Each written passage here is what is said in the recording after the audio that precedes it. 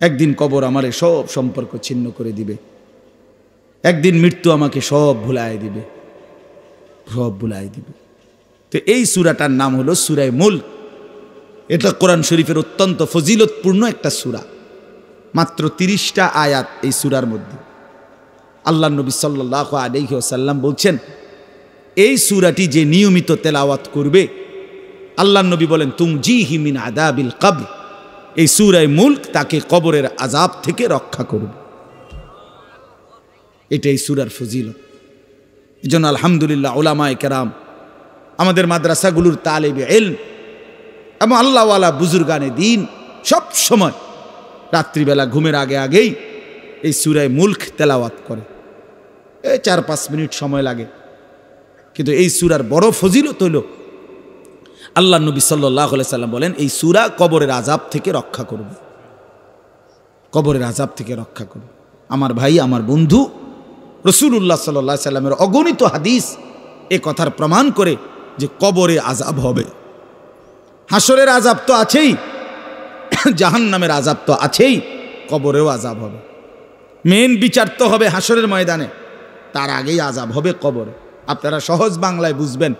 আসামি যখন ধরে ফেলে তখন মামলার হিয়ারিং তো চলে, মামলার শুনানি তো চলে, কিন্তু সে কারাগারে ঠিকই আটকায় রইছে। কারাগারের কষ্ট যন্ত্রণা সে হাজতি হিসাবে ভোগ করতে থাকে। আবার যখন মামলার রায় হয় তখন সে আবার আসামির পরে হিসাব পরে, কিন্তু কষ্ট লাঞ্ছনা এটা তো তার শুরু হয়ে যায়।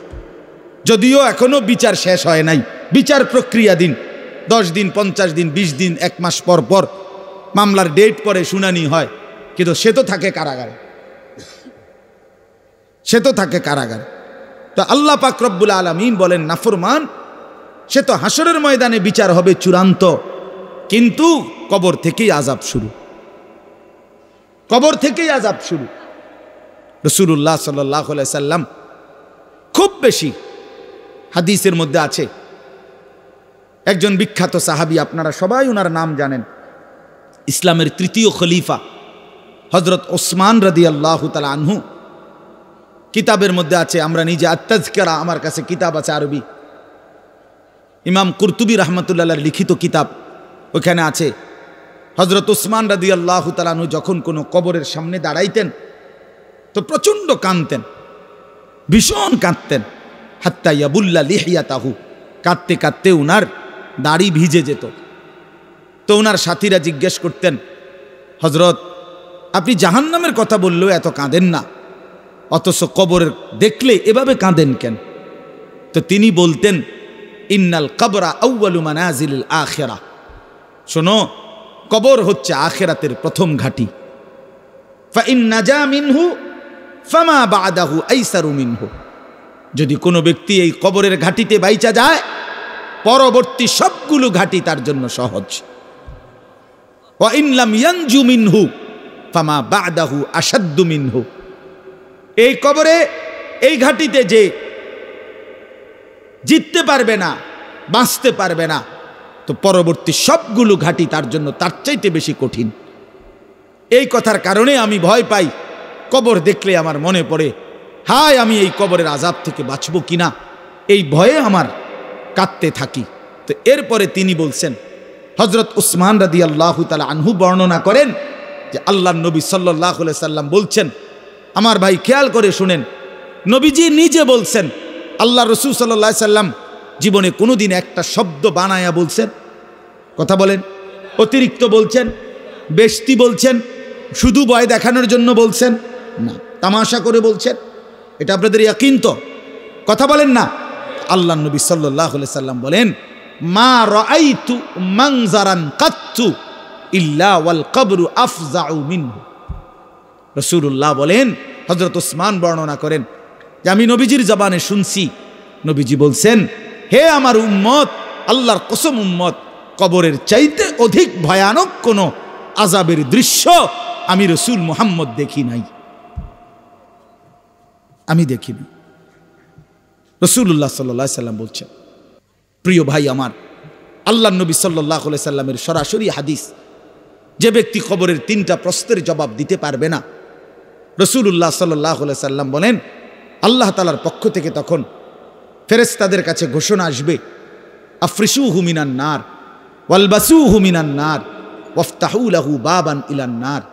আমার এই নাফরমান বান্দার কবরে জাহান্নামের বিছানা বিছিয়ে দাও, জাহান্নামের পোশাক পরিয়ে দাও, আর জাহান্নাম বরাবর তার জন্য কবর থেকে দরজা খুলে দাও। ফেরেশতারা যখন এই কার্যক্রমটা শেষ করবে, প্রথম জাহান্নামের বিছানা বিছায় দিছে, পোশাক পরায় দিছে, জাহান্নাম বরাবর দরজা খুলে দিছে, আল্লাহর নবী সাল্লাল্লাহু আলাইহি ওয়াসাল্লাম বলেন, একজন ফেরেশতা এসে তখন ফায়ুদরাবু লাহু বিমিতরাকাতিম মিন হাদিদিন, নবীজি সাল্লাল্লাহু আলাইহি সাল্লাম বলেন, তখন একটা লোহার হাতুড়ি, লোহার গুর্জ, লোহার হাতুড়ি দিয়ে একজন ফেরেশতা তাকে একটা আঘাত করবে। কি আঘাত? কোথায় আঘাত করবে? সরাসরি হাদিসের শব্দ, বরবাতান বাইনা উজুনাইহি, তার দুই কান বরাবর একটা আঘাত করবে।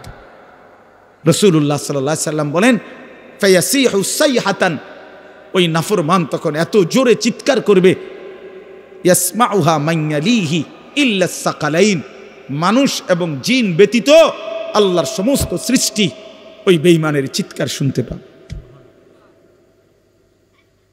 এ কবরের আযাব। ছেলেরা আমার, দোস্ত আমার, বাপ আমার, বন্ধু আমার, আপনি হাসলেও কবরে যাইতে হবে, কাঁদলেও কবরে যাইতে হবে। রাজপ্রাসাদের ওই অট্টালিকাতে যে থাকে সেও একদিন মরে যাবে, জীর্ণ কুঠিরে কুড়ে ঘরে যে থাকে সেও মরে যাবে। জীবনে যে কোনোদিন সুখ দেখে নাই দুঃখের সাগরে, তারও মৃত্যু হবে। জীবনে যে কোনোদিন দুঃখ দেখে নাই সুখের সাগরে ভাসছিল, তারও মৃত্যু হবে, সেও মরে যাবে। কবর নিশ্চিত, কবর নিশ্চিত। অমিন ওয়ারাইহিম বারযাখুন ইলা ইয়াউমি ইউবআসুন। আল্লাহ তাআলা মৃত ব্যক্তিকে বলবে, বান্দা, কোরআন শরীফের আয়াত, এখন থেকে নিয়ে ইসরাফিলের ফুঁতে হাসরের ময়দানে উঠানো পর্যন্ত বারযাখ মানে কবরের জীবনে পড়ে থাকো। ভেবে দেখেন, ভেবে দেখেন, শুধু 1 মিনিট আমিও ভাবি, আপনিও ভাবেন। হাদিসের মধ্যে আছে, মা বাইনান নাফখাতাইন 40, ইসরাফিল প্রথম ফু দিলে জমিনের সব কিছু মাটির নিচে চলে যাবে। দ্বিতীয় ফু দিলে মাটির নিচ থেকে আবার সবাই উঠে হাসরের ময়দানে দাঁড়াবে। তো নবীজি সাল্লাল্লাহু আলাইহি সাল্লাম বলছে, এই 2 ফুঁয়ের মাঝখানে ব্যবধান হবে 40। তো মুহাদ্দিসিনে কেরাম, ওলামায়ে কেরাম বলেন, কেউ কেউ এই 2 ফুঁয়ের মাঝখানে ব্যবধান হতে পারে 40,000 বছর। তাহলে ধরে নেন, সর্বশেষ যেই লোকটা কবরে গেছে, যদি তার কবরে আযাব হয়, তাহলে তার কবরের আযাব ভোগ করতে হবে 40,000 বছর। এবার বলেন তো, এখন যারা মরতেছে, এবার বলেন তো রাসূলুল্লাহ সাল্লাল্লাহু আলাইহি সাল্লামের জামানায় যারা মারা গেছে, এবার আরো পিছনে যান, ইব্রাহিম আলাইহিস সালামের জামানায় যারা মারা গেছে, এবার আরো পিছনে যান, নূহ আলাইহিস সালামের জামানায় যেই অবিশ্বাসী বেঈমানগুলো মারা গেছে, তারা আজকে কত বছর যাবত কবরে আযাব ভোগ করতেছে। বুঝছেননি আমার কথাটা? হ্যাঁ, কোরআন শরীফে আছে, ওমান আ'রাযা আন যিকরি ফাইন্না লাহু মাঈশাতান যানকা ওয়া নাহশুরুহু ইয়াওমাল কিয়ামাতি আ'মা। আল্লাহ বলেন, আমার স্মরণ থেকে যে মুখ ফিরায় নিল, আমার বন্দিগি, আমার ইবাদত, আমার হুকুম পালন, আমি তার জীবন করে দেব সংকীর্ণ, এবং তার হাসরের ময়দানে উঠাবো অন্ধ। এই জীবন সংকীর্ণ করার একাধিক তাফসির, এর মধ্যে একটা তাফসির হলো এইটা, যে আল্লাহ জীবন সংকীর্ণ করে দিবে মানে তার কবরের মধ্যে তার কবরটাকে একেবারে সংকীর্ণ করে দিবে।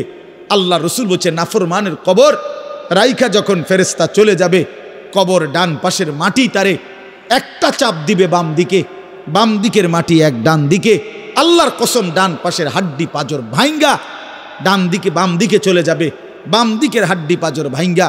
রাসূলুল্লাহ সাল্লাল্লাহু আলাইহি ওয়াসাল্লাম বলছে, বন্ধু দেখেন, হাত্তা তাখতালিফা আদলাউহু, এই 2 আঙ্গুল যেভাবে একটার ভিতরে ঢুকে গেছে, খোদার কসম ডান পাশের হাড্ডি পাজর, বাম পাশের হাড্ডি পাজর এইভাবে একটার ভিতরে ঢুকে যায়। এইটার অর্থ এটা। হ্যাঁ, রাসূলুল্লাহ সাল্লাল্লাহু আলাইহি সাল্লাম একদিন হযরত বারা ইবনে আযিব রাদিয়াল্লাহু তাআলা আনহু থেকে বর্ণিত, নবীজি একদিন এক সাহাবীর জানাজা পড়তে গেছেন। জানাজা পড়তে গিয়ে খালি কবরের সামনে কিছুক্ষণ দাঁড়াইছেন। তখনও ওনারে কবরে রাখে নাই, জানাজাও পড়ায় নাই। নবীজি আগে গিয়া কবরটার সামনে দাঁড়াইছে।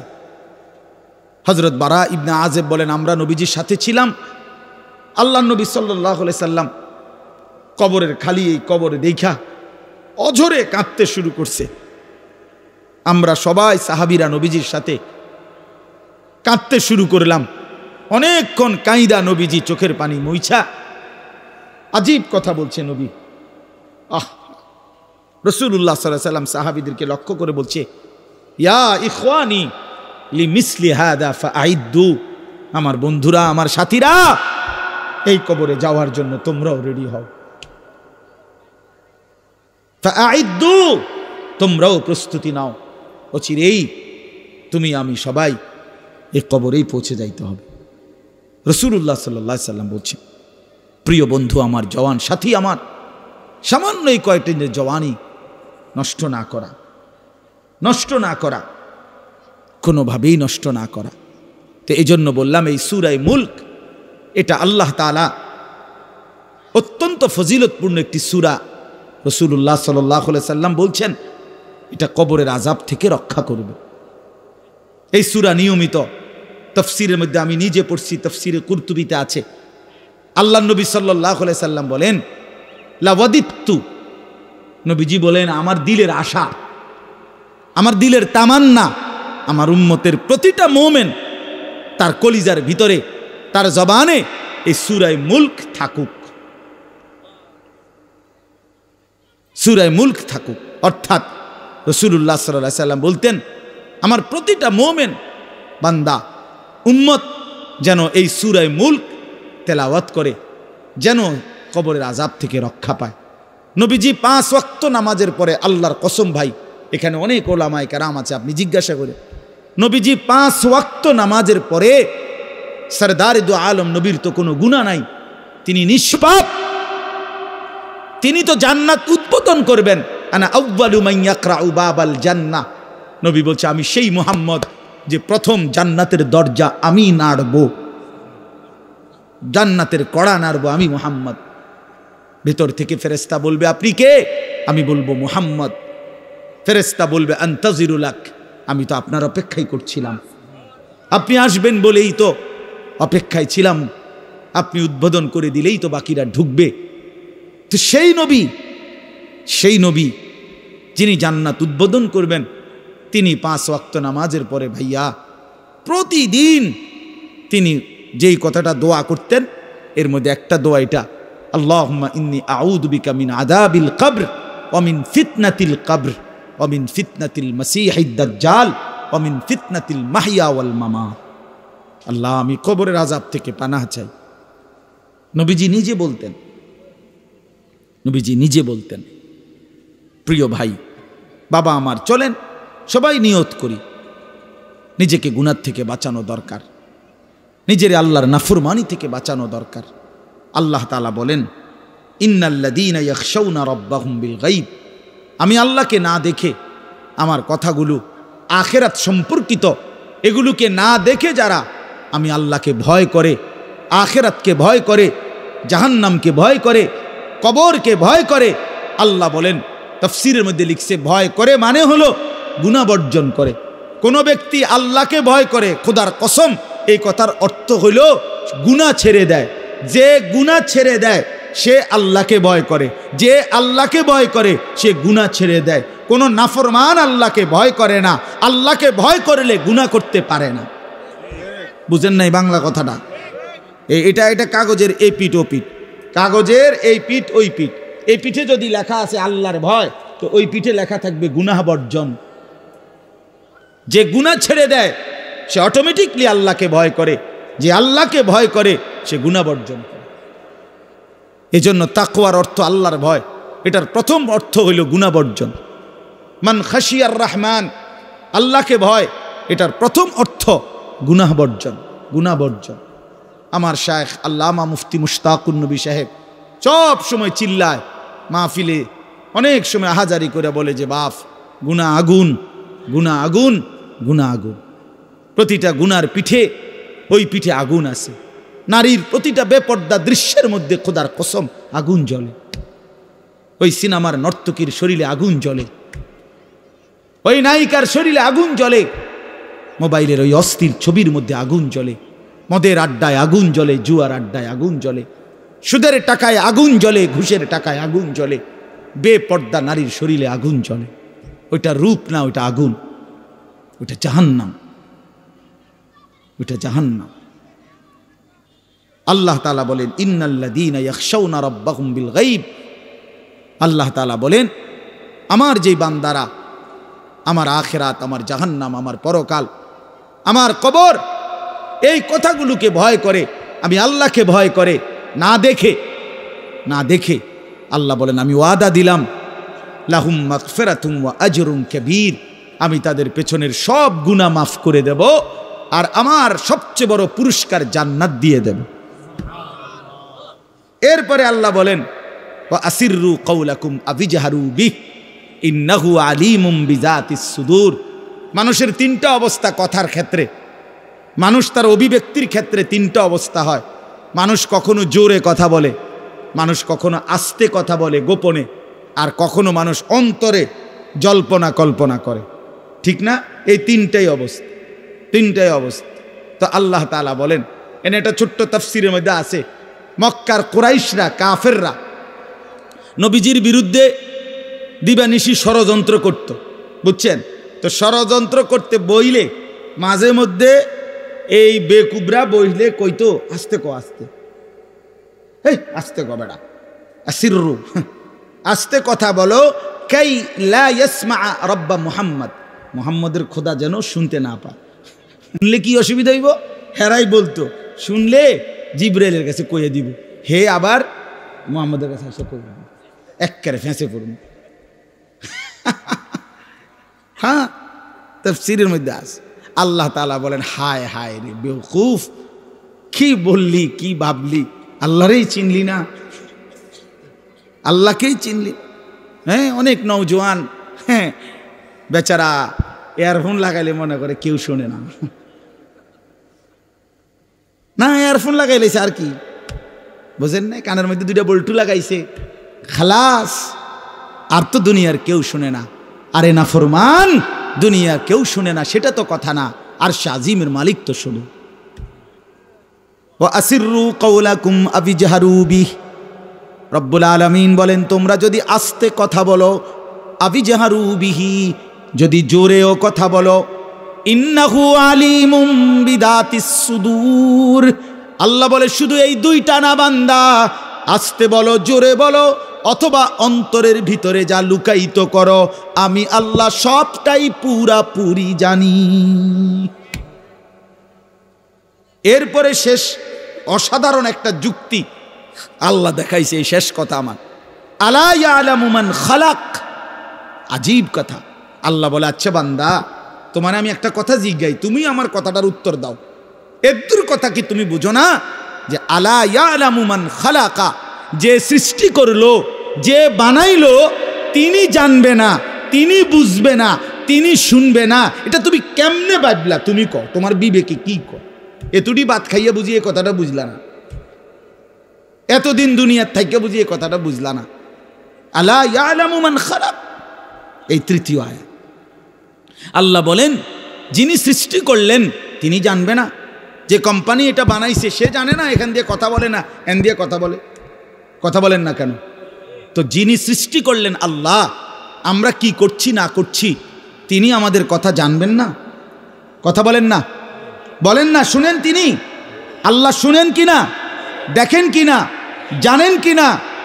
অহুয়াল লতীফুল খবীর, আল্লাহ বলেন তিনি সূক্ষ্ম থেকে সূক্ষ্ম, বিন্দু থেকে বিন্দু সেটাও জানেন। খবীর, পুরা সৃষ্টির খবর একসাথে তিনি পূর্ণ রাখেন।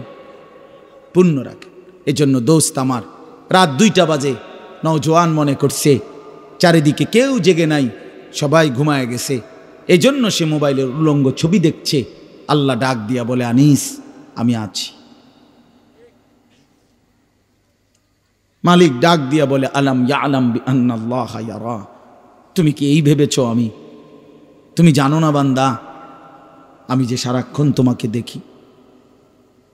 আল্লাহ তাআলা রাতেও দেখে, দিনেও দেখে, একাকীও দেখে, প্রকাশ্যও দেখে, অন্ধকারেও দেখে, আলোতেও দেখে। 7 আসমানের উপরে কোনো ফেরেশতা হাঁটলেও মালিক দেখে, 7 তবক জমিনের নিচে কোনো পিঁপড়া হাঁটলেও মালিক দেখে। আটলান্টিক মহাসাগরের যে প্রাণী গভীর তলদেশে, আল্লাহ তাকেও দেখে। হিমালয়ের সুউচ্চ চূড়ায় যে প্রাণী, আল্লাহ তাকেও দেখে। ওয়ায়ালামু মা ফিল বাররি ওয়াল বাহার, জলে স্থলে যা আছে আল্লাহ বলেন সব তিনি জানেন। ওয়ামা তাসকুতু মিন ওয়ারাকাতিন ইল্লা ইয়ালামুহা, একটা গাছের পাতাও যদি পড়ে আল্লাহ বলেন আমি তাও জানি। ওয়ালা হাব্বাতিন ফি যুলুমাতিল আরদ, মাটির তলদেশে যেই চারা দানা বীজ তোমরা বপন করছো, আল্লাহ বলে কোন দানা কোন চারা আমি তাও জানি। ওয়ালা রতবিন ওয়ালা ইয়াবিসিন, শুকনায় কি আছে ভিজাতে কি আছে আমি সব জানি। ইল্লা ফি কিতাবিম মুবিন, ওহ মালিক বলে শুধু জানি না রে বান্দা, বরং আমি সব কিছু আমার তাকদীরে লৌহে মাহফুজের মধ্যে স্পষ্ট করে লিখে রেখেছি। অতএব বাপ আমার, বন্ধু আমার, দয়া করে মেহেরবানি করে এই মাহফিলগুলো আসলে আপনাদের কাছে কোনো 23 বছরের পুরা ইসলাম বুঝানো, একদিনে 1 ঘন্টা, এটা না। অর্থ হলো বিবেকটা জাগানো, অনুভূতিটা একটু জাগানো, ঠিক না? একটু যেন মানসিকতাটা বাড়ে, একটু মানসিকতাটা যেন পারে। দুনিয়া ভুলেন, আখেরাতের ফিকির করেন। যুবক ভাই নিজের ক্ষতি করেন না, নওজোয়ান ভাই নিজের ক্ষতি করেন। আল্লাহর ওয়াস্তে ভাইয়া, চরিত্রহীনতার এই জিন্দেগি সুখ দেয় না। কোনো পাপী সুখে নাই, কোনো হারামখোর, কোনো মদখোর, কোনো গাঁজাখোর, ফুট্টাখোর, বাবাখোর, ডাইলখোর, ইয়াবাখোর, একটা নাফরমান সুখে নাই। কোন বেপরদা নারী সুখে নাই। আমি চ্যালেঞ্জ করলাম, কোন হারামখোর, সুদখোর, গাঁজাখোর একটাও সুখে নাই। কোন নাফরমান সুখে থাকে না বন্ধু। সেজদাতে সুখ আছে, আল্লাহকে ডাকলে সুখ আছে, মালিকের সেজদায় সুখ আছে। এজন্য চলেন ইনশাআল্লাহ, নিয়ত করি আল্লাহকে ডাকবো ইনশাআল্লাহ। হারাম ছেড়ে দেই, আল্লাহর নাফরমানি ছেড়ে দেই। আল্লাহ আমাদের সবাইকে কবুল করে নেন। ফাজালাসা ফিহা ফাকাদ আওয়া ইলাল্লাহ, যে ব্যক্তি কোনো দ্বীনি মজলিসে ফাঁকা জায়গা দেখলো অতঃপর নিজে পূরণ করে বসলো, রাসূলুল্লাহ সাল্লাল্লাহু আলাইহি ওয়াসাল্লাম বলেন সে যেন আল্লাহ তাআলার ঠিকানায় পৌঁছে গেল। আল্লাহ তাআলা তাকে নিজের করে নিলেন, আল্লাহর ঠিকানায় গেল। এজন্য ফাঁকা জায়গা পূরণ করে বসা অনেক বড় নেকির একটা আমল। রাসূলুল্লাহ সাল্লাল্লাহু আলাইহি সাল্লামের মজলিসে একবার এরকম কেউ 1জন বা 2জন নবীজি আল্লাহর কথা বলতেছিলেন, তো দাঁড়ায়া আবার সাথে সাথে চলে গেছে পিছন থেকে। তো রাসূলুল্লাহ সাল্লাল্লাহু আলাইহি সাল্লাম বললেন, মান আ'রাযা আনিল্লাহ ফাল্লাহু আ'রাযা মিনহু, যে আল্লাহর থেকে মুখ ফিরায় নিল তো আল্লাহ তাআলাও তার থেকে মুখ ফিরায় নিলেন।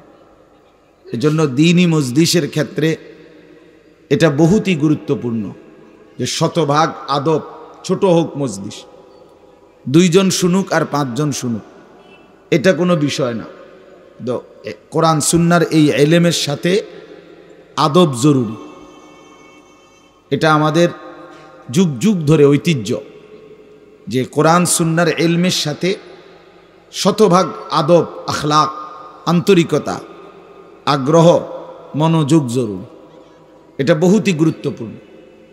রাসূলুল্লাহ সাল্লাল্লাহু আলাইহি ওয়াসাল্লাম বলেন, আল্লামানি রব্বি ফাআহসানা তা'লিমি ওয়া আদ্দাবানি রব্বি ফাআহসানা তা'দীবি। নবীজি সাল্লাল্লাহু আলাইহি সাল্লাম বলেন যে আল্লাহ তাআলা আমাকে সর্বোত্তম ইলম শিখিয়েছেন এবং আল্লাহ তাআলাই আমাকে সর্বোত্তম আদব শিখিয়েছেন। বলে ইলম এবং আদব একসাথে রাসূলুল্লাহ সাল্লাল্লাহু আলাইহি সাল্লাম বলেছেন।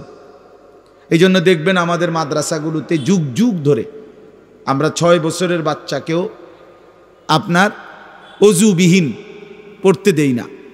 সমস্ত পড়ালেখা বাচ্চা পাক পবিত্র থাইকা অজু অবস্থায় পড়ে। অসংখ্য প্রতিষ্ঠান এমন যাদের এই ব্যাপারে কোনো আলাদা কোনো গুরুত্ব নাই। ছেলে পেশাব করে পানি নেয় বা না নেয় এটা নিয়ে তাদের কোনো মাথা ব্যথা নেই। ছেলে কি দাঁড়াইয়া পেশাব করে না বসে পেশাব করে এই নিয়ে মাথা ব্যথা নাই। দেখার বিষয় হলো পড়া পারে কিনা, পড়া বুঝলো কিনা, খালাস, পড়া পারলো শিখলো। কিন্তু না, আপনারাও সবাই বোঝেন যে সবাই এই শব্দটা জানেন যে শিক্ষা দীক্ষা, আমরা বলি বাংলা এটা যে শিক্ষা দীক্ষা। এন প্রশ্ন হলো দীক্ষা মানে কি? শিক্ষা তো বুঝলাম, নির্দিষ্ট পড়া মুখস্থ করলো, শিখলো, মুখস্থ করলো, তো দীক্ষাটা কি? এখানে এটা এমন শব্দ না যে কিছু শব্দ তো আছে একটা শব্দের সাথে আরেকটা বলছে অর্থহীন, যেমন কলম টলম, তো এটা সবাই বোঝে যে টলমের কোনো অর্থ নাই। কাগজ টাগজ, তো কাগজের অর্থ নাই। কিন্তু শিক্ষা দীক্ষা এমন না, শিক্ষা শব্দের উল্টা না, এটা এমন না যে এটা শিক্ষার উল্টা কিছু না, এটা আলাদা শব্দ। শিক্ষা দীক্ষা যেমন আমরা অনেক সময় বলি যে নামাজ রোজা, লোকটা নামাজ রোজায় ভালো, তো এর দ্বারা কি শুধু নামাজ আর নামাজের উল্টা শব্দ রোজা না, এটা একটা আলাদা কি আমল। নামাজ একটা ইবাদত, তো রোজা একটা ইবাদত। তো শিক্ষা এটা একটা বিষয়, দীক্ষা এটা একটা বিষয়। শিক্ষা তো তালিম, দীক্ষা এটা তরবিয়ত, আখলাক। আখলাক অর্থাৎ শব্দ মুখস্থ করা এটা যেমন জরুরি, জিন্দিগি গঠন করা এটাও সমান জরুরি, বরং তার চাইতে বেশি জরুরি। এজন্য আমাদের ফেনীর একজন বড় বুজুর্গ আলেম আছেন, ফেনী জামিয়া রশিদিয়া মাদ্রাসার হজরত মাওলানা মুফতি শহীদুল্লাহ দামাত বারাকাতুহুমুল আলী, বাংলাদেশের অনেক বড় একজন বুজুর্গ আলেম।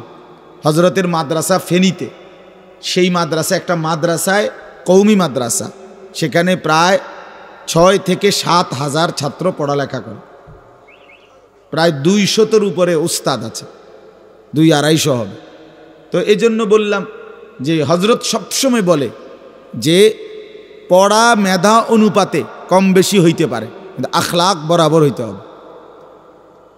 আখলাক, ছাত্র মেধাগত যোগ্যতার কারণে কেউ রুল নাম্বার 1, কেউ রুল নাম্বার 10, কিন্তু আদব আখলাক বরাবর বরাবর হওয়া চাই। আমরা এটা খুব খেয়াল করি না। আজকে সবাই মনে করে বাচ্চার পড়ালেখা হচ্ছে, ঠিক আছে, পড়তেছে, যাইতেছে, আসতেছে, ছেলেটা পড়তেছে, রেজাল্ট আসছে, কিন্তু আখলাক কোথায়?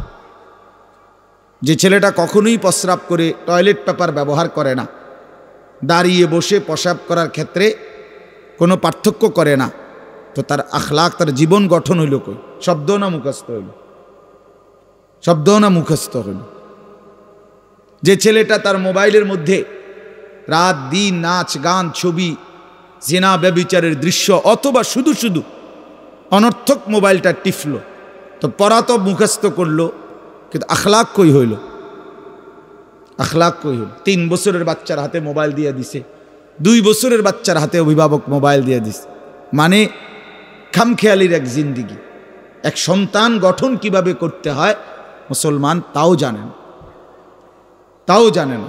বাচ্চাকে টেলিভিশনের হাতে তুলে দিছে, টেলিভিশন দেখে দেখে শেখো। বাচ্চাতে সমবয়সীদের হাতে তুলে দিছে যে সমবয়সী বন্ধুদের সাথে আড্ডা দিতে দিতে যা শেখো শেখো। এটা কখনোই কি না, নিয়ম না। রাসূলুল্লাহ সাল্লাল্লাহু আলাইহি ওয়াসাল্লাম বলছেন, কুল্লু মাউলুদিন ইউলাদু আলাল ফিতরা, প্রত্যেকটি মানব সন্তান আল্লাহকে মানার শতভাগ যোগ্যতা নিয়ে পৃথিবীতে ভূমিষ্ঠ হয়। কোরআন শরীফে আল্লাহ তাআলা বলছেন, ফিতরাতাল্লাহিল্লাতী ফাতারান নাসা আলাইহা, কোরআনের আয়াত। আল্লাহ তাআলা বলেন, দিন মানার পুরা যোগ্যতা দিয়েই আমি আল্লাহ মানুষকে সৃষ্টি করেছি। আল্লাহ তাআলা এমন একটি হুকুম করে নাই, এমন একটা বিষয় নিষেধ করে নাই যা পালন করার যোগ্যতা কিংবা বর্জন করার যোগ্যতা আল্লাহর বান্দার শরীরের মধ্যে নাই, এমন কোনো বিধান নেই। আমার মধ্যে রুকু করার যোগ্যতাই নাই, অথচ আমারে রুকু করতে বলছে, অথচ আমার কোমর বাঁকা হয় না। বিষয়টা এমন না।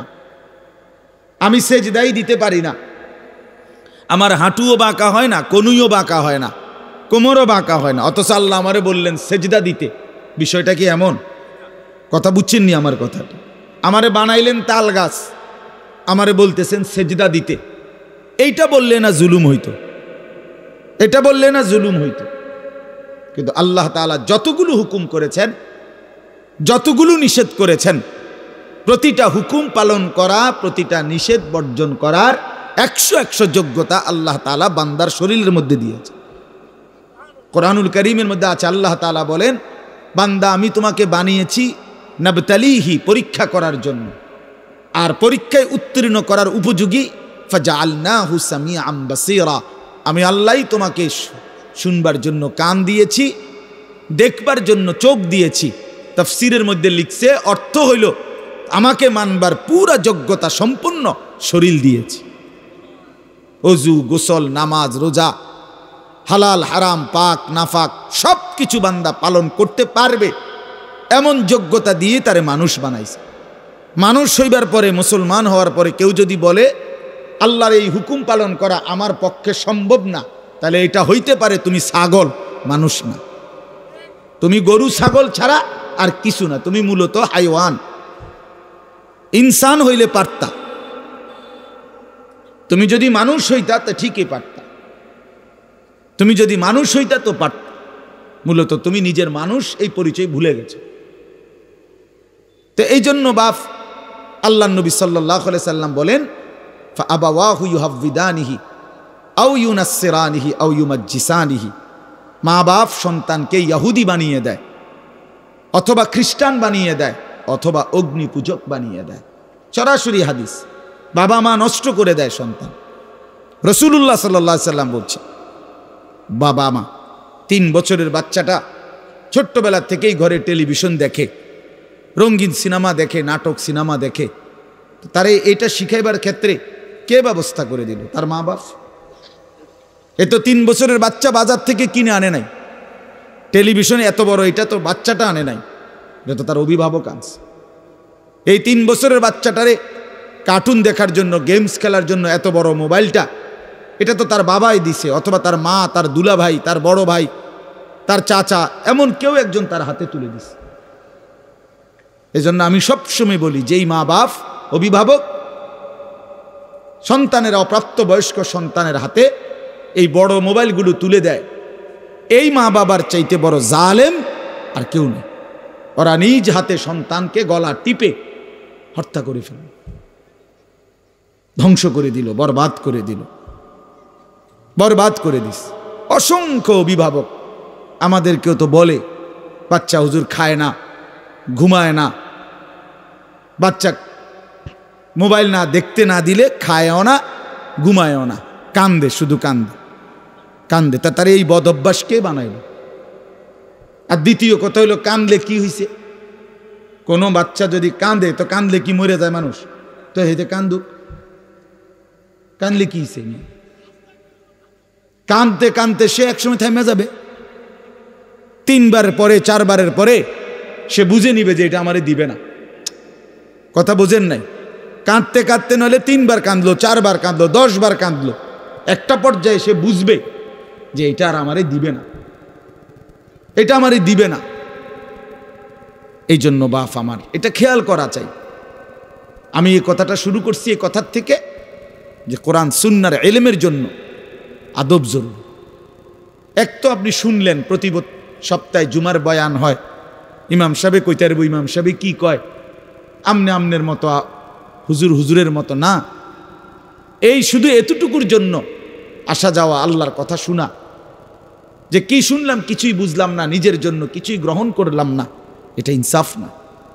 আল্লাহর কোরআন জিন্দিগি বদলাবার জন্য, আমাদের জীবনের পরিবর্তনের জন্য আসছে, পরিবর্তনের জন্য।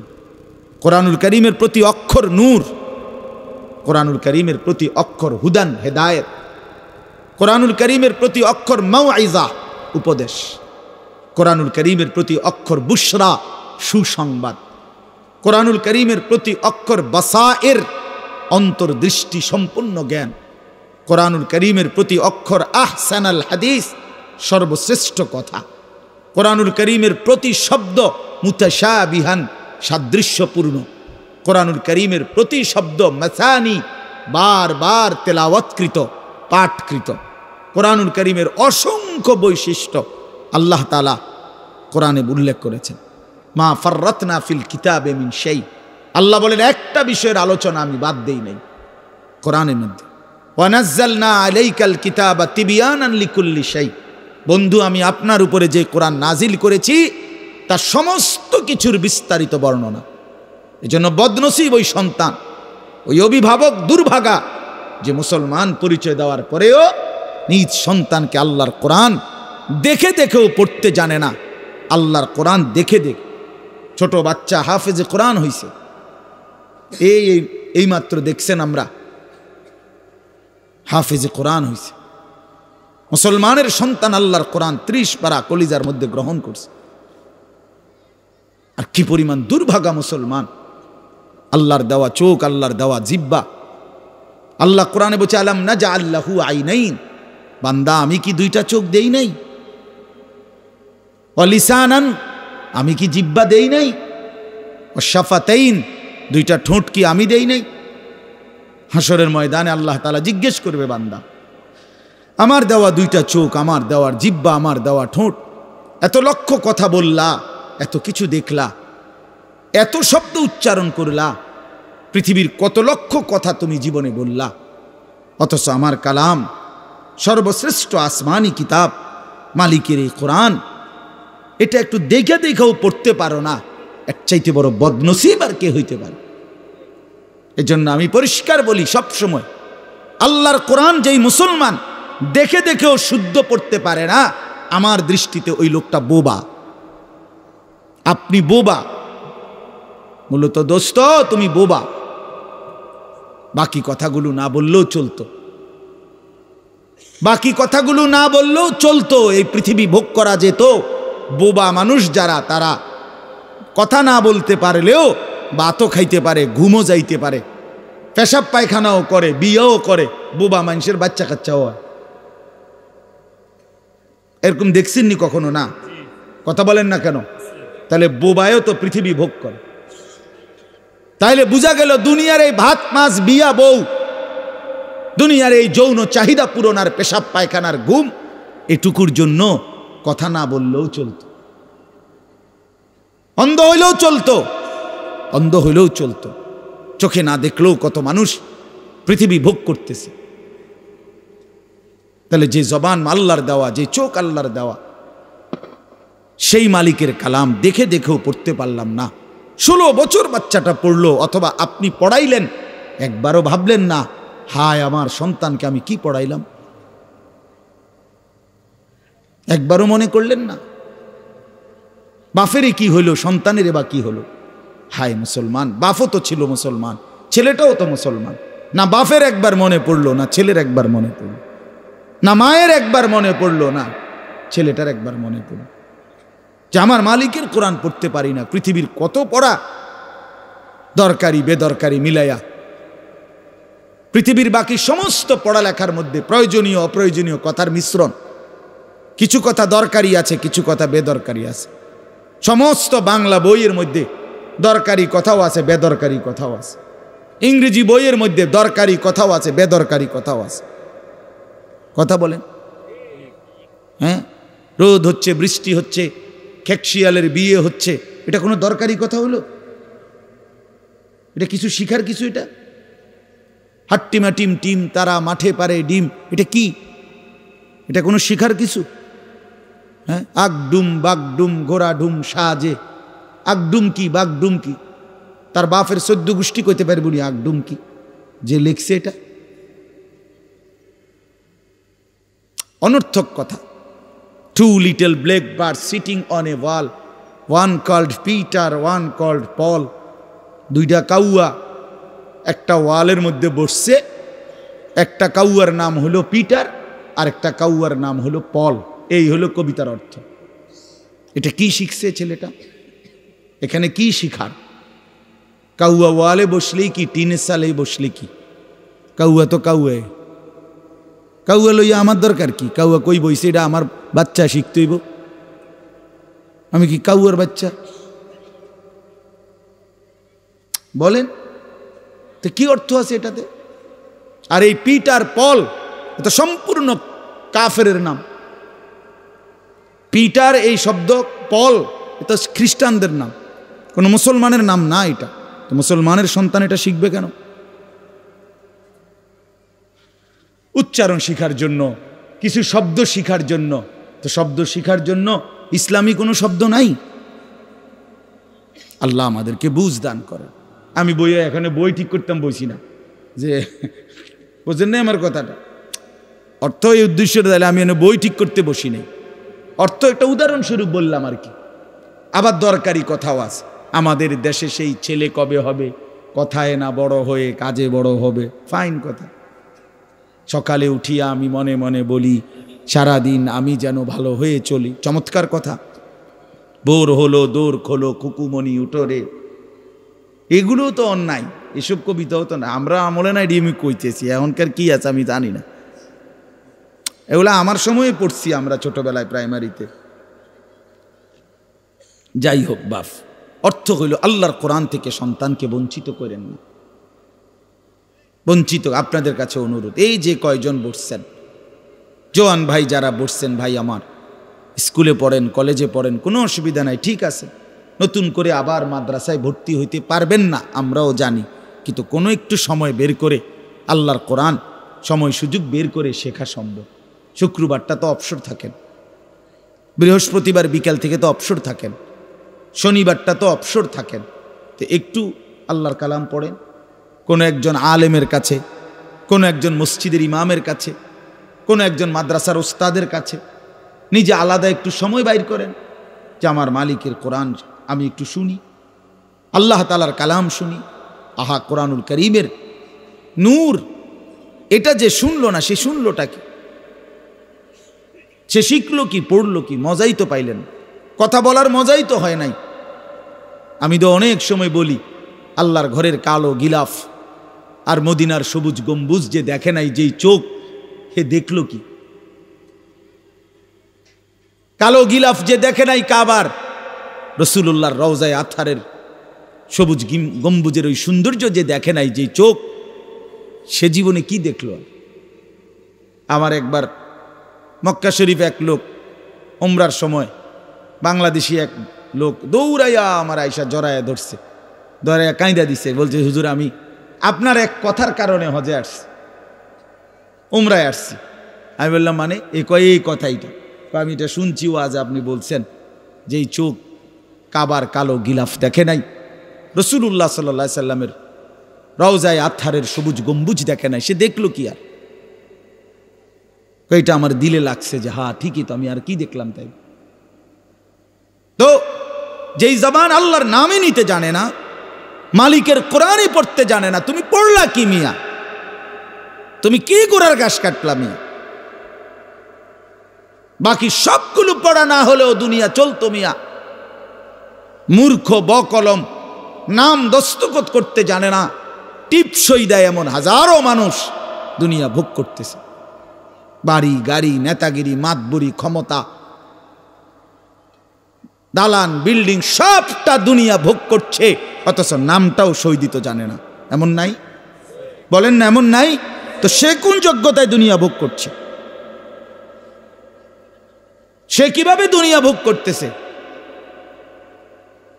যদি বলেন সে সমাজে তার কোনো মান সম্মানে, আরে না মিয়া, বহুত নেতাদের মাতবর সমাজের, সে তো মূর্খ, টাকার জোরে ক্ষমতা দেখাচ্ছে, এমন মানুষ নাই? তো তাইলে এই জন্য বাপ আবারও অনুরোধ করছি আমি, অর্থ হইল অপমান করা না, জেনারেল শিক্ষা নিষেধ করা না। আমি তো কুমিল্লা ভিক্টোরিয়া কলেজ থেকে মাস্টার্স পাস করছি, সায়েন্স বিজ্ঞান বিভাগ থেকে দাখিল পাস করছি। এর মানে এটা বাদ দিতে বলতেছি না, বাদ তো আমি দিছি না, বাদ আপনি দিছেন। কথা বুঝেন নাই? বাদ আপনি দিছেন, আল্লাহর কোরআন বাদ দিছেন, রাসূলুল্লাহ সাল্লাল্লাহু আলাইহি সাল্লামের সুন্নাহ বাদ দিছেন। এতগুলো পড়ছেন, ধন্যবাদ আপনাকে, এটা পড়লেন না কেন? এতগুলো শিখতে পারলেন, এত লক্ষ টাকা খরচ করতে পারলেন। 4 বছরের মেডিকেলের জন্য, 6 বছরের মেডিকেলের জন্য এক বাপ তার ছেলেটার জন্য, মেয়েটার জন্য কত লক্ষ টাকা খরচ করছে, তার কোনো কুল কিনারা আছে মিয়া? তো আপনি পড়ান, কোনো অসুবিধা নাই, কিন্তু আপনি আপনার বাচ্চাটাকে আল্লাহর কোরআন থেকে বঞ্চিত করলেন কেন? নামাজ থেকে বঞ্চিত করলেন কেন? 2টা সূরা পড়তে জানে না, একটা আত্তাহিয়াতু শুদ্ধ করে বলতে পারে না, একটা দোয়ায়ে কুনুত পড়তে জানে না। একজন মুসলমান বেটা, 40 বছর বয়স, লজ্জা থাকা উচিত বেটা, ওই বেটা শরম থাকা উচিত বেটা। কার জমিন খাইতেছ, কার আসমান ভোগ করছো, কার দুনিয়া ভোগ করতেছ? এত বড় মালিকের আসমান ও জমিন ভোগ করে সেই মালিকের সেজদাটাও ঠিক মতো দিতে জানে না, সেই মালিকের নামটাও পড়তে পারে না। এর চাইতে লজ্জার কি হইতে পারে বলেন বাবা? অপমান কি হইতে পারে? আল্লাহ আমাদেরকে বিবেক দান করেন, আল্লাহ আমাদেরকে বিবেক দান করেন। বিবেক থাকা চাই, বিবেক থাকা চাই। কোরআনুল কারীমের মধ্যে আছে, আল্লাহ তাআলা বলছে, একটা সাংঘাতিক কথা আছে কোরআন শরীফে, ফাবিআইয়ি হাদিসিন বা'দাহু ইউমিনুন। আমার দিল নড়ে কোরআনের এই আয়াত শুনলে, কলিজা শুদ্ধা কাইপা ওঠে। আল্লাহ তাআলা কোরআনে বলছে, এই 29 পারার মধ্যেই আছে, সূরা মুরসালাতের মধ্যে আল্লাহ তাআলা বলে, বান্দা 23 বছরে আমি আমার রাসূলের কাছে এই সর্বশ্রেষ্ঠ কিতাব নাজিল করলাম, আমার সবচেয়ে শ্রেষ্ঠতম কথাগুলো আমি তোমাদের জন্য দিলাম। বান্দা, এর চাইতে আর দামি কোন কথা বললে তোমরা আমার কথা মানতা? বুঝেন নাই? ফাবিআইয়ি হাদিস, ফাবিআইয়ি হাদিস। আল্লাহ বলছে, বান্দা এরপরে আর কি বললে, এর চাইতে দামি কথা আর কোনটা বললে, আর কোন কিতাব নাজিল করিলে, আর কেমনে বললে? ফাবিআইয়ি হাদিসিন বা'দাহু ইউমিনুন। আর কিভাবে বললে বান্দা ঈমান আনতা, বিশ্বাস করতা? আকিমুস সালাহ, আকিমুস সালাহ 80 বারের চাইতে বেশি বলছি আমার কোরআনে, আর কতবার বললে আমারে সেজদা দিতা? ইত্তাকুল্লাহ, ইত্তাকুল্লাহ বারবার বলেছি, আল্লাহকে ভয় করো, আর কতবার বললে বান্দা আমারে ভয় করতা? কতবার বলছি? আল্লাহ বলবেন। রাসূলুল্লাহ সাল্লাল্লাহু আলাইহি সাল্লাম বাপ আমার, বন্ধু আমার, নওজোয়ান সাথী আমার, মনে রাখবেন, বিশ্বাস করেন, রাসূলুল্লাহ সাল্লাল্লাহু আলাইহি সাল্লাম হাসরের ময়দানে অসংখ্য উম্মতকে জিজ্ঞেস করবে। এই আমল নামা যখন দেখবে, প্রত্যেকটা উম্মত তার নিজ নিজ আমল নামা, রাসূলুল্লাহ সাল্লাল্লাহু আলাইহি সাল্লাম দেখবেন। এই আমল নামা দেখে নবী জিজ্ঞেস করবে, উম্মত 23টা বছর একটানা আমি কেঁদেছি, উম্মত 23 বছর তোদের জন্য আমি কেঁদেছিলাম। এমনও রাত গেছে, সারা রাত উম্মতের জন্য আমি কেঁদেছি, সারা রাত দোয়া করছি উম্মতের জন্য। তায়েফের পাথরের আঘাতে পিঠ চালনির মতো ছিদ্র বানায় ফেলছি, পেটের কষ্টে, ক্ষুধার কষ্টে 14 দিনের চাইতে বেশি পেটে 2টা পাথর বাইন্দা ক্ষুধার কষ্ট হজম করছি। উহুদের দান দান শহীদ করা রক্তে আমি বেহুশ হয়ে আমি পড়েছিলাম। সেই নবী আমি আর কত কাঁদলে, আর কত রক্ত ঝরাইলে উম্মত তুমি আমার কথা মনে করতা? তুমি আমার কথা ভাবতা? আল্লাহ নবী সাল্লাল্লাহু আলাইহি ওয়াসাল্লাম যখন এটা জিজ্ঞেস করবেন, তখন কি জবাব হবে বাপ? বলেন, ইনসাফের কথা বলেন। কি মনে করছেন? সুপারিশ? হাসরের ময়দানের সুপারিশ মানে কি? মুখে বিড়ি, সিগারেট, চেহারায় রাসূলুল্লাহ সাল্লাল্লাহু আলাইহি ওয়াসাল্লামের সুন্নাত নাই, 50 বছর ধরে সুদের লেনদেন, কোনোদিন 5 ওয়াক্ত নামাজ আদায় করেন নাই, স্ত্রী বেপর্দা, ঘরের মধ্যে প্রতিদিন রঙিন টেলিভিশন চলতেছে। এই অবস্থায় কবরে যাইবেন, আর হাসরের ময়দানে দাঁড়াইলেই নবীজি সুপারিশ করে আপনারে বেহেশত দিয়া দিবেন। বিষয়টা মামুর বাড়ি না, বিষয়টা মামুর বাড়ি মনে করছেন আপনি। এটাকে কি মনে করলেন আপনারা? রাসূলুল্লাহ সাল্লাল্লাহু আলাইহি সাল্লাম সুপারিশ করবেন, এর কোনো নিয়ম কানুন নাই। কোনো বিধি নিষেধ নাই, আইন কানুন নাই। হাউজে কাউসারের পানি, এটা কি 10 টাকার পানির বোতল মনে করছেন? রাসূলুল্লাহ সাল্লাল্লাহু আলাইহি সাল্লাম বলেন, এক ঢোক পানি পান করলে আর কোনো দিন বান্দা তৃষ্ণার্ত হবে না। এতটা আজিমুশান দামি, এমনি এমনি দিয়ে দিবেন? এটা এমনি এমনি দিয়ে দিবেন? দয়া করে ভাবতে শেখেন, নিজের ভালো বোঝেন, নিজের ভালো, নিজের ভালো। আমি যেই সূরাটা পড়ছি, এই সূরাটার নাম হলো সূরা মুলক, 29 নম্বর পারা, কোরআনুল কারীমের 67 নম্বর সূরা। এই সূরাটার নাম হচ্ছে সূরা মুলক। এই সূরার 3টি আয়াত, 12, 13, 14, এই 3টি আয়াত আমি আপনাদের সামনে, এটা রাখতে কষ্ট হয়,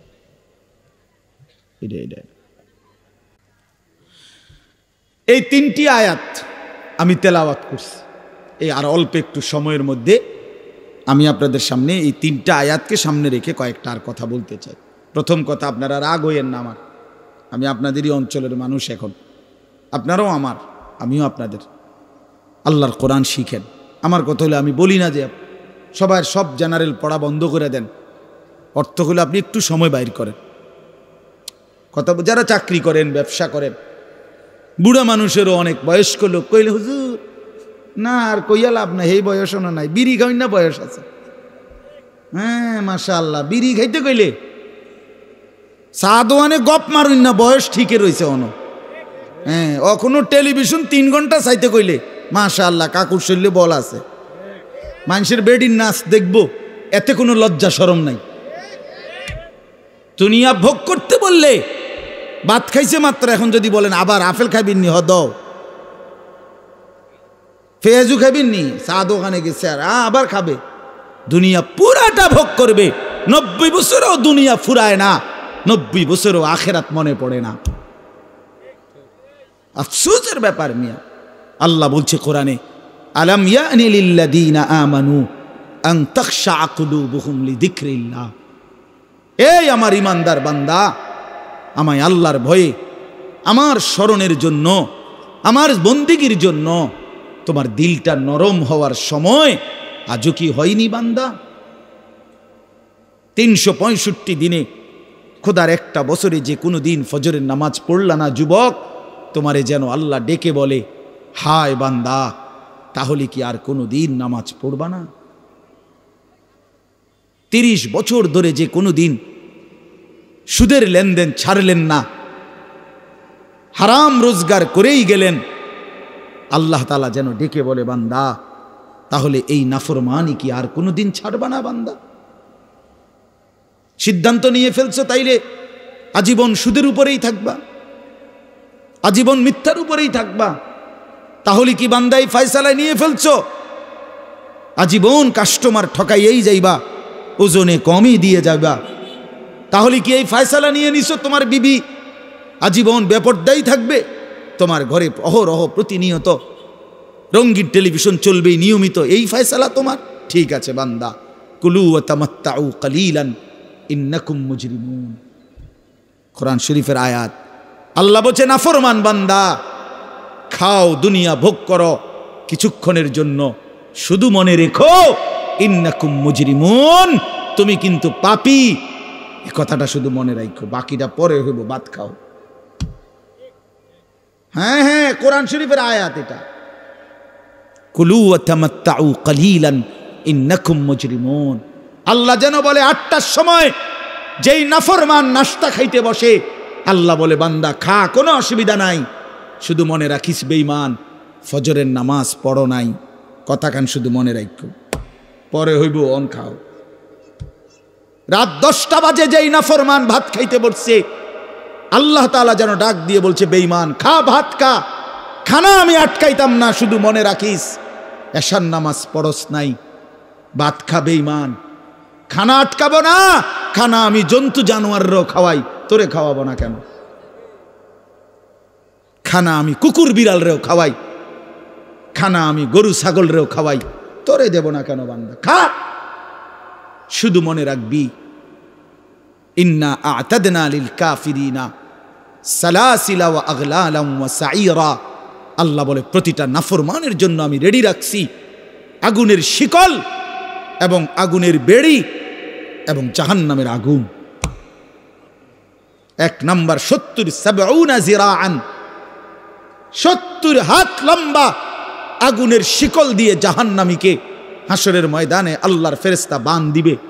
1 2 নাম্বার 2টা হাত। দোস্ত দেখেন শুধু আমার দিকে, সূরা ইয়াসিনে আছে ইন্না জাআলনা ফি আ'নাকিহিম আগলালান ফাহিয়া ইলাল আদকানি ফাহুম মুকমাহুন। এটার অর্থ হলো এই যে হাসরের ময়দানে প্রত্যেকটা পাপী নাফরমানকে ফেরেশতা 2 হাত আলগি দিয়া এইভাবে ঘাড়ের সাথে বান দিয়া ধইরা এই 2 থুতনির নিচে 2 হাত এভাবে দিয়া এইভাবে বান দিয়া। আল্লাহর কসম, রব্বে কাবার কসম করে বললাম, এইভাবে বান দিবে। আর কোনোদিন বেঈমান চোখটাও নিচের দিকে নামাইতে পারবে না, কারণ এই থুতনি তো উঠাই দিছে উপরের দিকে, এটা দিয়ে ঠেলা দিয়া। এটা অর্থ হলো আগলালান। এই আয়াতের সূরা ইয়াসিনের এই আয়াতের অর্থ এটাই, ইন্না জাআলনা ফি আ'নাকিহিম আগলালান। আল্লাহ বলছে বান্দা আমি দেখাবো। আল্লাহ ডাক দিয়ে বলে ভাই আমারও তোমারও, জওয়ানকেও বুড়োকেও। আল্লাহ বলে বান্দা কি মনে করছো আমি রহমান না? ঠিক আছে, তুমি কি এটা শোনো নাই আমি যে কাহার? তুমি তো শুনছো আমি রাহিম, তুমি কি শোনো নাই আমি জব্বার? আমি জুনতিকাম, আমি প্রতিশোধ গ্রহণকারী। আমি সারিউল হিসাব, দ্রুত হিসাবকারী। আমি জব্বার, আমি প্রবল প্রতাপান্বিত। কাহার, আমি মুতাকাব্বির, আমি বারি। তুমি জানো না? আমার একটা নাম শুনলা, আমার দয়ার নামটা শুনলা, আমি যে শাস্তি দেব সেটা শোনো নাই? কি ভাইয়া, কোরআনুল কারীমের মধ্যে জান্নাতের বর্ণনা যেমন আছে, জাহান্নামের বর্ণনা নাই? কথা বলেন না কেন? তো সেগুলো কার জন্য? সেগুলো কার জন্য? মা সালাকাকুম ফি সাকার ক্বালু লাম নাকু মিনাল মুসাল্লিন। একবারে সোজা বাংলা দেখেন, জাহান্নামী জাহান্নামে চিৎকার করবে, জাহান্নামের ফেরেশতা ডাক দিয়ে বলবে বেঈমান জাহান্নামে কেন আসলি? ক্বালু লাম নাকু মিনাল মুসাল্লিন। নাফরমান বলবে বন্ধু ফেরেশতা ভাই আমি দুনিয়াতে নামাজি ছিলাম না। কি ছিলাম না? সরাসরি কোরআনের আয়াত। আল্লাহ বলেন ওয়াইলুন ইয়াউমাইদিল লিল মুকাদ্দিবিন। সমস্ত মিথ্যাবাদী নাফরমান পাপীদের জন্য সেদিন জাহান্নাম। যদি বলেন কেমন নাফরমান মাওলা? আল্লাহ বলেন ওয়া ইদা কিলা লাহুমুর কাউ লা ইয়ারকাউন। দুনিয়ায় এই নাফরমানকে যতবার বলা হয়েছিল রুকু করতে, সেজদা করতে, নামাজ পড়তে, বেঈমান নামাজ পড়ে নাই, এজন্য জাহান্নাম। কোরআনুল কারীমে আল্লাহ বলছেন কাল্লা ইদা বালাগাতিত তারাকি। নাফরমানের মৃত্যুর সময় যখন আসবে, মালাকুল মউত আজরাইল তারে যখন ডাক দিবে আইয়াতুহান নাফসুল খাবিসা। প্রতিটা পাপী নাফরমানের জান কবজের সময় আজরাইল যখন ডাক দিয়ে বলবে হে খবিস আত্মা বের হ, উখরুজি, বের হ। আত্মাটা বের হতে চাইবে না। আল্লাহর নবী বলেন কসম বাবা, নবীজি বলে মালাকুল মউত আজরাইল খপ করে ধইরা কলজা থেকে রুহুটা একটা টান দিয়া ছিঁড়া ফেলবে, একটা টান দিয়া ছিঁড়ে ফেলবে। এরপরে রুহুটা কণ্ঠনালীর কাছে এসে আটকায় যাবে। কাল্লা ইদা বালাগাতিত তারাকি। তারাকি মানে কণ্ঠনালী। ফালাউলা ইদা বালাগাতিল হুলকুম ওয়া আনতুম হিনা ইদিন তানজুরুন। এটার অর্থ এটাই। হুলকুম মানে এই কণ্ঠনালী, বের হতে চাইবে না রুহু। আজরাইল তখন ধৈরে টাইনা হেসরাইয়া ছিঁড়া ছিন্ন ভিন্ন করে বেঈমান নাফরমানের কলজা ছিঁড়ে ফেলবে, রুহু ছিঁড়ে ফেলবে, এরপরে শরীর থেকে বের করে নিয়ে আসবে। আরে বন্ধু, এই কোরআনে আছে, আল্লাহ নিজে বলছে এমন নির্মম মৃত্যু হলো কেন? এই নাফরমানের মউত এত কঠিন হলো কেন? তার কলজা ছিঁড়া ফেলছে, রুহু ছিঁড়ে ফেলছে, এমন মৃত্যু হলো কেন? আল্লাহর কসম বাপ আমারেও বলি, আপনারেও বলি, আল্লাহ কোরআনে সরাসরি বলছে এমন ভয়ানক মৃত্যু হলো কিন ফালা সাদ্দাকা ওয়ালা সাল্লা, কারণ এই নাফরমান আমি আল্লাহর কথায় বিশ্বাস করে নাই, ওয়ালা সাল্লা, এবং নামাজ পড়ে নাই। হ্যাঁ, বেনামাজি সন্তান মনে রাখো, বাদ্যুগা খাইতে এলে খুব মাতবর, মোবাইল একখান টিপে, মোটরসাইকেল একখান চালায়। হ্যাঁ, বাহ বাহ বাহ বাহ বাহ বাহ বাহ। আর কি, আর ধরে কে? আমার একটা মোটরসাইকেল আছে, আমার একটা মোবাইল আছে, আমার কিছু বন্ধু আছে যারা আমার সারাক্ষণ অসৎ সঙ্গ দেয়। যখনই আমার সমস্ত নাফরমানি মন চায়, কিছু অসৎ বন্ধু মিলে যায়, যে বন্ধুরা আমার সারাক্ষণ চরিত্রহীনতা শিখায়, অসভ্যতা, নোংরামি, অশ্লীলতা, বেহায়াপনা শিখায়। এমন কিছু বন্ধু যার মিলে গেছে, একটা মোটরসাইকেল মিলে গেছে, একটা মোবাইল মিলে গেছে, তো নারীর ছবি, আড্ডা, জিনা, ব্যভিচারের দৃশ্য, মদের আড্ডা, জুয়ার আড্ডা, নারীর আড্ডা, নারীর আলাপ, অথবা মোবাইলের অশ্লীল ছবি দেখা, এই জিন্দিগি মুসলমান? এর জন্যই আল্লাহ তাআলা আমাদেরকে মুসলমানের ঘরে বানাইছিলেন। এজন্যই আমার বাবা মুসলমান, এজন্যই আমার মা মুসলমান। ওফো, আল্লাহ আপনি মাফ করে দেন। ইনসাফের সাথে ভাইবেন। অনেক নওজোয়ান ভাই, সবাইরে অনুরোধ করলাম, দোস্ত আমার, ইনসাফের সাথে ভাইবেন, নিজেরে নষ্ট করেন না। ছেলেরা আমার, ভাইয়া, নিজেরে নষ্ট করো না ভাই, নওজোয়ান ভাই, নিজেরে নষ্ট করো না। শেষ পর্যন্ত কেউ নাই, শেষ পর্যন্ত একদিন, দিন শেষে, রাত শেষে দেখবেন আমার সাথে কেউ নাই, আমি একাই। আমার ভাই, আপনাদের কাছে আমার একটা ছোট্ট অনুরোধ।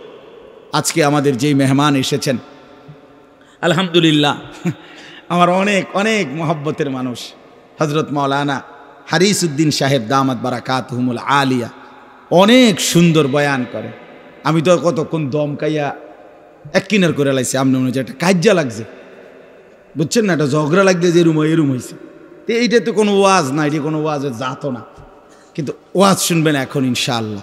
আপনাদের কাছে অনুরোধ, হযরত মাওলানা হারিস উদ্দিন দামাত বারাকাতুহুম, তিনি আমাদেরও শ্রদ্ধেয়, আমাদের বয়স্ক, আমাদের চাইতো প্রবীণ আলেমে দ্বীন, আজকে বহুদিন যাবৎ আল্লাহর কথা চারদিকে বলে বেড়াচ্ছেন। তা আলহামদুলিল্লাহ মাওলানা সাহেব হযরত এখানে এসেছেন। আপনাদের কাছে আমার ছোট্ট একটা অনুরোধ, আপনারা সবাই যদি উঠাউঠি এলোমেলো না হয়ে মহব্বতের সাথে সুন্দর করে আপনারা বসেন, আর কিছু সময় হযরতের কথা শুনে দোয়া করে তারপরে যান।